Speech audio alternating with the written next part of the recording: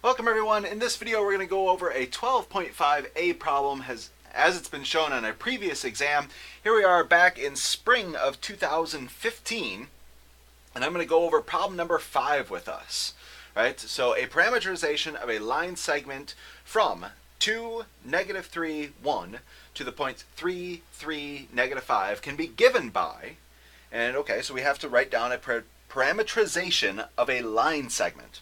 And there's a formula that came up in 12.5a that we can memorize, and maybe kind of right after you see 12.5a you're very tempted to memorize it, but when it comes around to the exam or even the final exam, right, we're going to have so much stuff that we have to keep and put to memory that it's better to think about these things logically.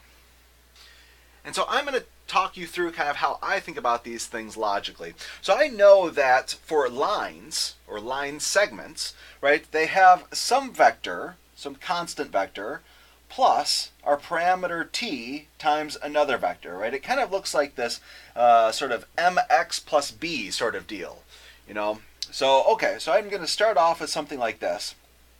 And if I was to plug in t equals 0, right, this vector would go away. So at time 0, I want to start at 2, -3, 1. So this constant vector over here is going to be 2, -3, 1. Because when you plug in 0, that's where you want to start, right? From this point to this other point. Now, in order to get this vector right here that's next to the t's, I'm going to go ahead and play a game, right? So I start at 2 and I end at 3. How many steps did I take? Well, I needed to take 1 step. How about I start at -3 and I end at 3?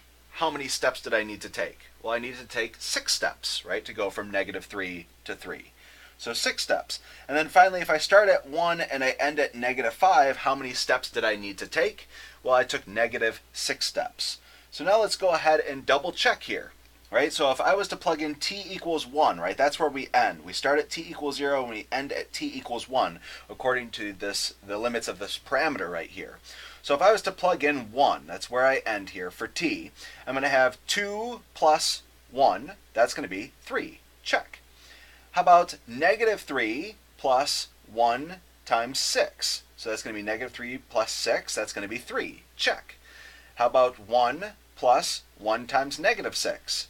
So that's going to be 1 plus -6. That's going to be, well, -5. Check. So it starts at the right point, it ends at the right point. So this right here is a parameterization of the line segment. Now there are lots of ways that we can actually write this. If you'd like to go ahead and combine these vectors, right, you can do that. And this would be 2 plus 1 times t. So that's going to be t. There's our first component.